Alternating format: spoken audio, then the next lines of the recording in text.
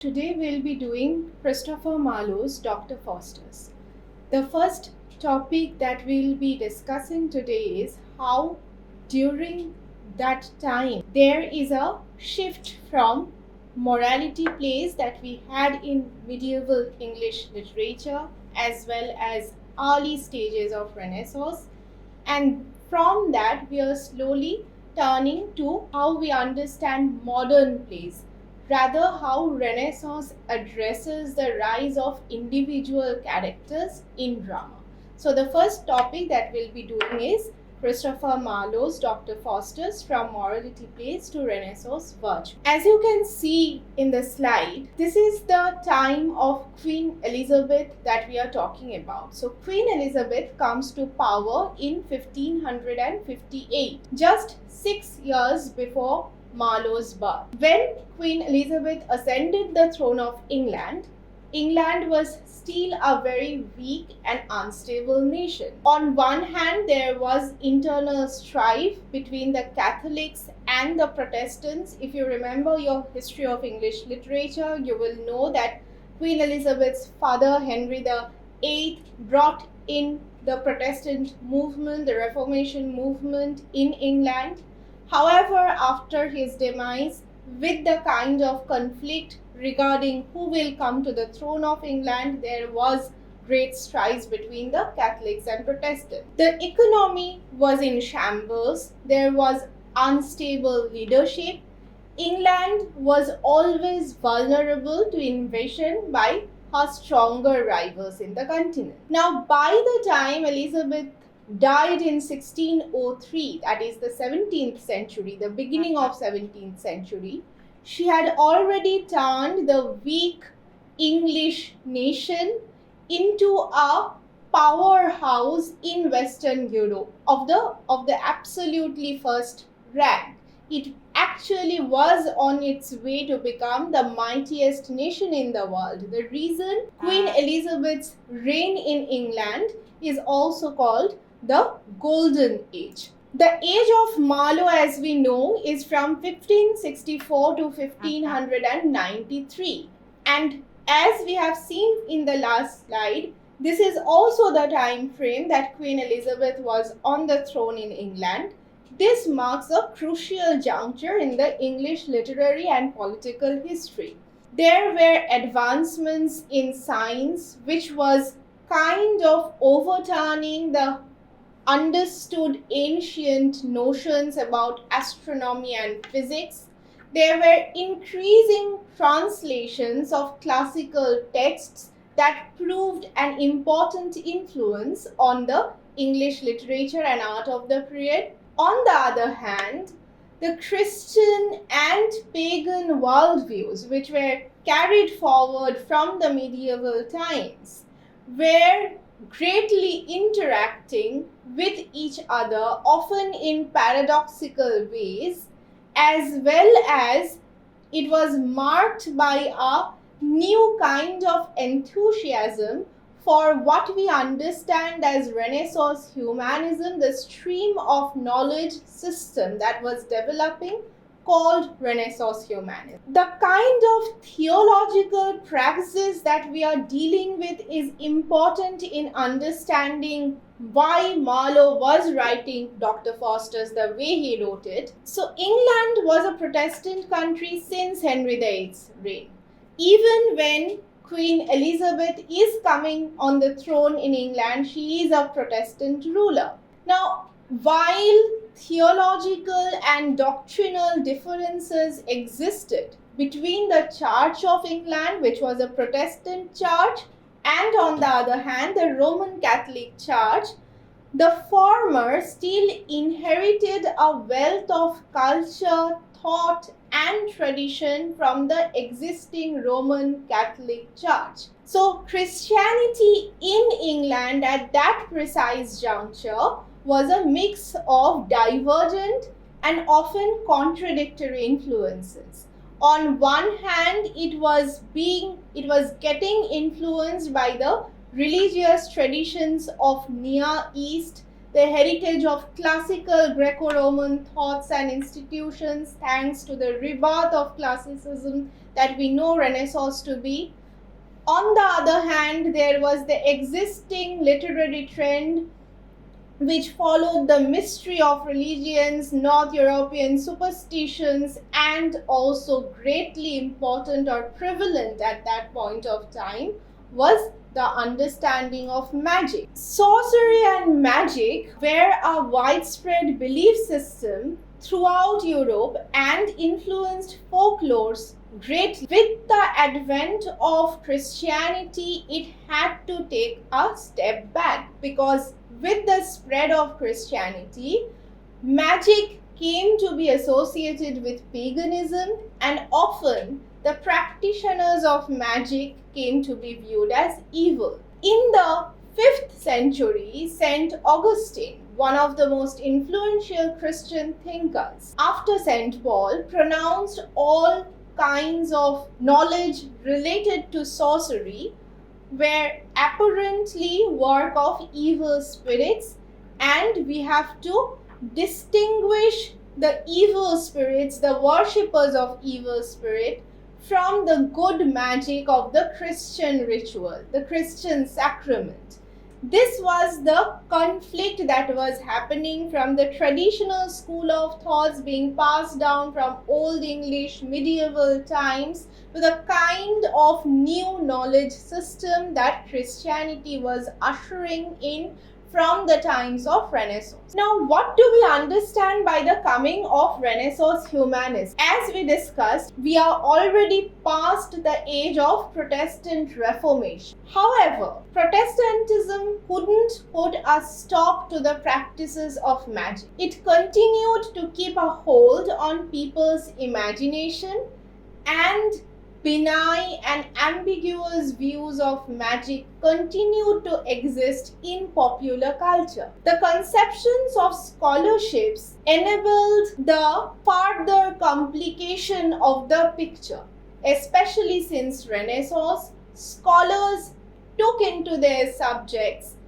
not only things which are considered scientific in today's sense of the term, but also things like astrology, alchemy, demonology.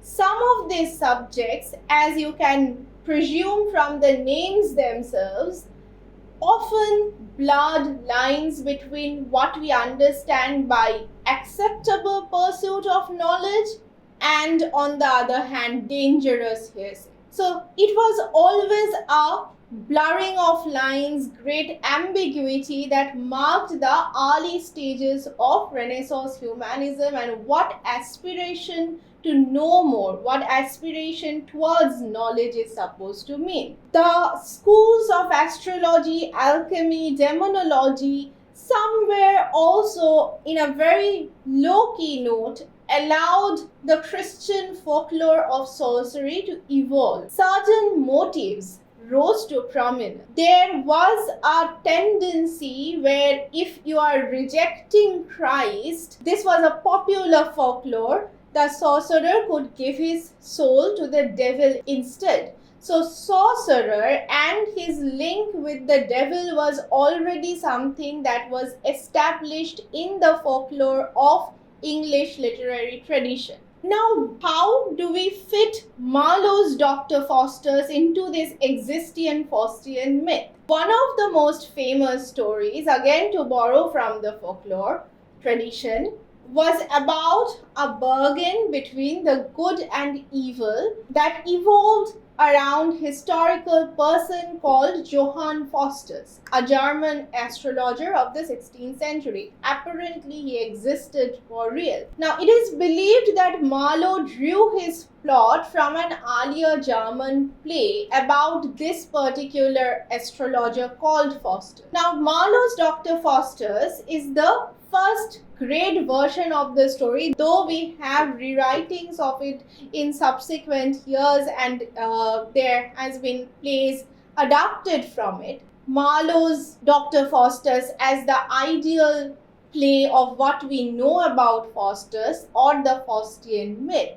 The Faustian bargain itself came to mean a deal made for earthly gain at a high ethical and spiritual cost. Deal with whom, or the bargain was made with whom? The bargain was made with the devil. There were two versions of the plays of the same play that was printed. However, none of them came out during Marlowe's life. The 1604 version is a shorter version of the play, and until 20th century it was considered as the authoritative text. On the other hand, in 1616 we have a version which is much lengthier, and this version in the later years, in the years of recent scholarship, we have reason to believe that maybe this 1616 version, which is much lengthier, is closer or is more faithful to the original play that Marlowe had visualized. The theme that we are trying to discuss today is how Dr. Faustus fits in this transitional time frame and therefore channelizes certain characteristics of the morality play and links it to Renaissance virtue, or rather transgresses the ideals of morality plays to link itself to Renaissance virtue. Dr. Faustus, on a surface level, reflects a structure which is very similar to the medieval understandings of morality. I have kept the book cover of Signet Classics Dr. Faustus edition over here. If you look at the book cover minutely, it is again a picture of how Faustus is trading himself away, trading his soul away to the devil. And this cover image of Dr. Faustus's bargain, or Faustian bargain as we know it, is something that keeps on getting repeated throughout most of the book covers of Dr. Faustus. To understand how Dr. Faustus fits in or adapts from the existing tradition of morality plays, we have to first understand what we mean by morality plays. So, morality plays is the form of play that flourished in 15th century England. Its general themes revolved around the struggle between good and evil for the salvation of the human spirit. The style of the morality play was usually metaphorical. So this struggle between the good and evil, the good and the evil often became personified characters in themselves. There were other qualities of humankind which were personified as virtue, vice, riches, poverty, knowledge, ignorance. So rather than having proper characters as we know in the modern sense, individual characters, we had personified versions of the sins, the goods, the evil, the vices, and the virtue. There was a titular character, there was a figurative character, often representing every man or humanity at large. The characters represented the common people and their lives. The human enemy was, of course, usually the vice, which will continuously try to tempt the human character in some form or other. Now, there were little inserts of comedic nature where the vice will be going to great elaborations to tempt the human to folly, but ultimately he will not succeed. The vice figure will not succeed. Dr. Faustus as we said, as we keep on mentioning, is largely set on the tradition of morality plays. Now, Dr. Faustus Weil is taken from the German story of Dr. Faust. What the story is talking about is the understanding of knowledge or its forbidden nature as we understand in Christianity. To understand the story of Dr. Faustus at a very basic surface level, we have to keep three things in mind.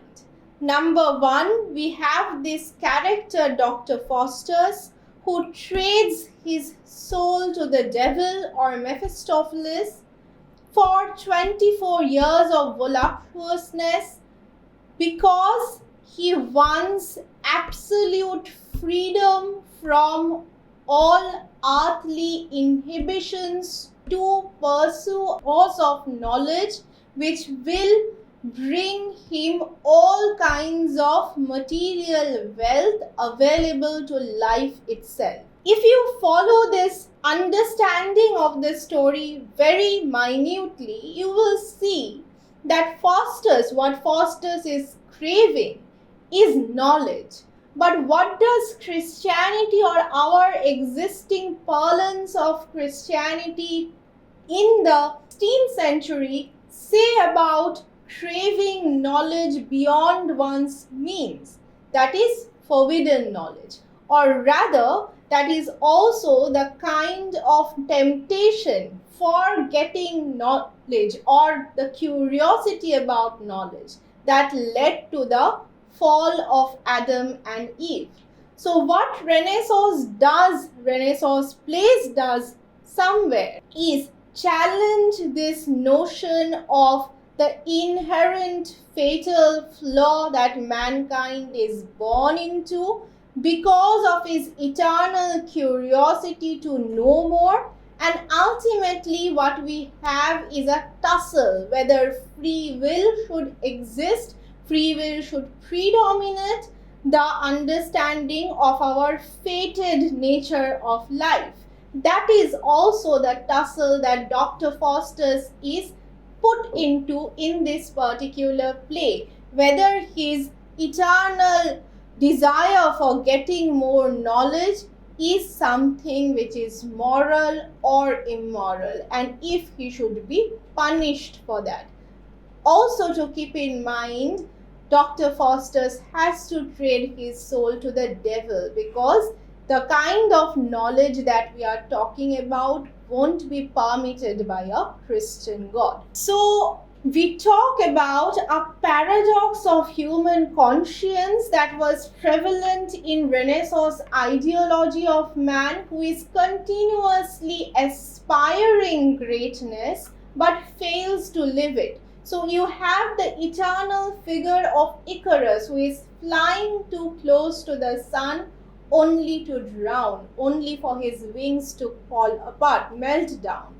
The play may be looked at with respect to a range of cultural alterations that were happening during the Renaissance to contextualize things, contemporize things, particularly the newfound faith in individuals' power and capability. Again, to bring you back to your history of English literature lessons, as I keep on saying that Renaissance as an age was marked by these paradoxical transitions, it was also the time when we are having this newfound faith in human capability, human individuality. If we are talking about human individuality, we are somewhere also trying to question about the predetermination of man's fate, because once you put individual at the center, you also somewhere refer to the fact that the individual is free to make choices. So whether his fate will be decided by the choices he makes is something that becomes of primary relevance in Renaissance theology. Also, since we are putting humanism in the forefront during our Renaissance time frame, It also means there is a shift that is happening from theocentrism to anthropocentrism. So all of this focus on the individual character itself, especially with Dr. Faustus. Dr. Faustus growing as this individual character despite his leanings into the traditions of the morality plays is something that marks its Renaissance tendency. Now, what is the theological understanding of the time that we keep on talking about? To make it clear to you, we have 3 points. So, while the play was conceived, Calvinism was increasingly on the rise in the Church of England.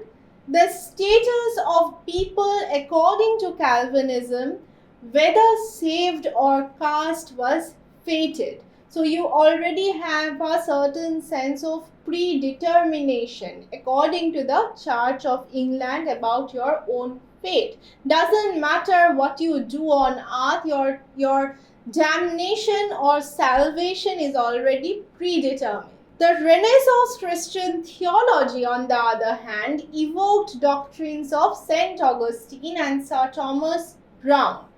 Augustinian school believed that original sin is transmitted to descendants by concupiscence, which is regarded as the passion of both soul and body. Again, you should link this understanding of passion of the soul and the flesh to Dr. Faustus's trading of both his soul and flesh in favor of gaining this eternal craving for forbidden knowledge, giving into the eternal craving forbidden knowledge. Dr. Faustus lives a blasphemous life full of sterile and sensual pleasures for exactly 24 years. That is the time frame he has traded his soul for. Now, there is a sharp conflict that was continuously occurring between his ambition and his conscience. So there you have the tussle between the good angel and the evil angel who continuously figure as characters in the play. Again, this is a tradition that is born out of the morality play tradition. Yet at the end of the play, Faustus yields, or rather at the end of this tussle itself, Faustus yields to the temptations of the evil angel, thus paving way for the eternal curse. Before the demons grab his soul to the burning hell, it is his last effective expression, my God, look not so fierce on me." This is the first instance that you have Dr. Faustus begging to God. Before that, it was continuously a rejection of God. But towards his end, it is the first instance Dr. Faustus begs for mercy. Why is this soliloquy important? Because our understanding of Christian salvation stems from this understanding of purgation of the soul, where you have to repent your sins. Faustus is continuously given a choice throughout the play. The good angel and the evil angel continuously fight it out. The good angel trying to make Faustus choose the better side of things, but Faustus rejected. He could not be saved precisely because of this choice that he makes of yielding to the devil. It was always a Faustian choice. This choice shapes the nature of his individual character. It is also in one of the scenes the old man's presence who is trying to bring Faustus back to the Christian understanding of things. Comes a Christian criticism of Faustus's scene. "Though thou hast now offended like a man, do not persevere in it like a devil. Do not stick to it. You still can repent. Yet thou hast an amiable soul." So if you repent, you still can be saved. However, not only Faustus rejects the old man's plea in copulating with Helen, which kind of where Faustus commits necrophilia, it concretizes Faustus's sin. He can no longer come back from. Further, the spectacle comprising of the 7 deadly sins, Alexander and his paramours, the scene where he is making fun of the Pope and the Holy Fathers, all of those kind of specifies or projects Dr. Faustus's complete transition to the other side, and also reminds us of certain traditions of the miracle plays where farces, or rather burlesque scenes of comedy, used to be present as parts of the plays. Again, this is a picture which demonstrates how Faustus is taking knowledge, or rather bringing forth knowledge not only from the devil but also in his utter non-compliance to the devil himself as well. Dr. Faustus rises above both, or rather tries to rise above. Taking from the tradition of the morality plays, Dr. Faustus vindicates humility, faith, obedience to the law of God. He rejects them. Inextricably related to it is the celebration of power, beauty, riches, and knowledge. However, we have a problem with this celebration because it is in overabundance. It is not limited to what is allowed of man. It goes beyond that. Now, how does this transition occur from the traditional morality play aspects that we find in Dr. Faustus? Where does the Renaissance virtue come in? On one hand, like we already discussed, it is of course through the understanding of human character, the framing of the character with great individuality. On the other hand, what we cannot deny is the Faustian spirit of ambition and virtue that is ingrained in this character, which is specifically coming from our understanding of what Renaissance humanists thought of man to be. Like with Hamlet later on, you will have the question, what art thou is man? And this is what is man continuously afflicted with, this great paradox. On one hand, he tries to stick to his conscience, where he is a Christian soul subservient to God, but that subservience is claiming from him, is taking away from him this great curiosity for knowledge which he wants to give into. But to give into that knowledge, he has to go beyond God. He has to make a pact with the devil. On one hand, Faustus asks the universal question, now tell me who made this world? This is the eternal question. So who made this world? Is it the compliance, subservience towards the God that we owe this world to? Or is it the devilish nature of going beyond that? Asking for all sorts of luxuries and knowledge. Which is the force that we are supposed to submit ourselves to? So Faustus' exalted view of the world is something like project and delight, of power, of honor, of omnipotence. That is the world that Faustus craves. Introduces the Renaissance spirit that wanted to establish an overall supremacy over the universe. If you remember your Tempest, Prospero, he is also somebody who uses magic to tame down the wilderness, become the overarching supreme lord. This is absolutely the Renaissance spirit in place, which is wishing for absolute control over all worldly things. The next dialogue that you have quoted is, I'll have them fly to India for gold, ransack the ocean for orient pearl, and search all the corners of the newfound world. Look at the phrase newfound world. It again emphasizes the kind of advancement in the geographical arena that England was seeing with its voyages all across the globe in pursuit of finding new worlds and its attempt to colonize them.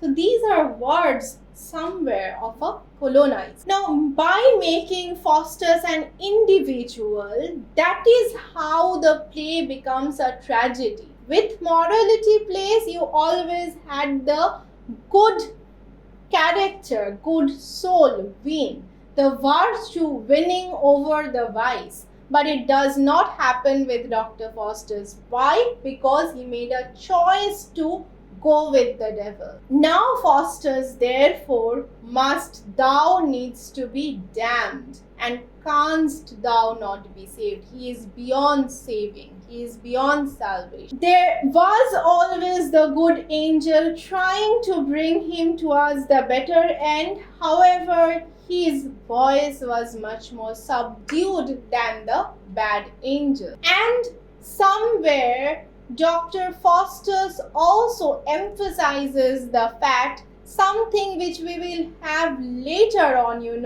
in Milton's Paradise Lost as well, the understanding that God wants servitude to fill thine own appetite, wherein the love of Beelzebub, to him I will build an altar. Beelzebub, who of course the compatriot to devil here, and a charge and offer lukewarm blood of newborn babes.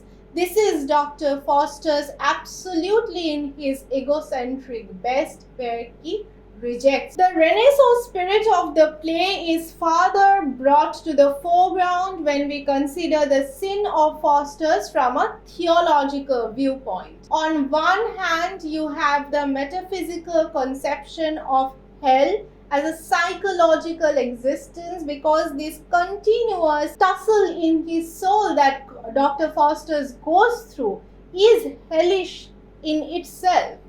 Also, the dramatic style with its usage of blank verse for the first time breeds the Renaissance spirit, breeds the new form of literary convention that Renaissance brings in. Now, how does the morality play thematic pattern gets overturned in Dr. Faustus? So, Dr. Faustus, struggling to identify his own aspirations, is every man. Till then, he is the general mankind. But the moment he chooses the devil, the moment he rejects God, he crosses that barrier and he doesn't come back. He cannot come back. Marlowe's choice of hell as opposed to heaven goes beyond the usual tradition of morality plays. Faustus also is not a morality figure. He is not really caught between the heaven and hell. He has chosen hell. His last struggle is between heaven, the hell he has chosen, and his own failure to attain either. So what Dr. Faustus' struggle encompasses at the end of the day is the struggle of an individual man. That is where his individual characterization becomes effective. Summing up, so we discussed how extremely indulged in Christianity or the contemporary dialogues that were going about in Christianity, the play portrays the appealing temptations of sin. It justifies how sin is at the end of the day punished. You cannot really come back from it. The tussle between the flesh and the spirit, and the ultimate union of the two in Dr. Faustus. Flesh, which is connected to man's physical desire, and last, while spirit concerns faith and God, and Dr. Faustus chooses flesh instead of spirit.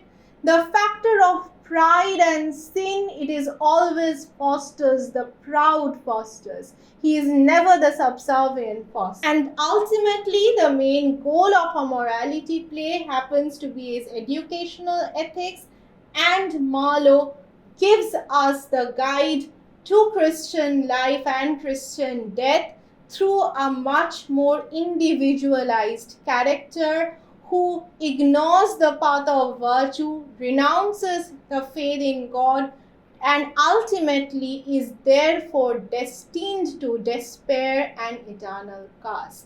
This becomes the message of Marlowe's play, and this is how it combines the elements of morality plays, the existing traditions of that period of England's miracle plays, with the Renaissance spirit.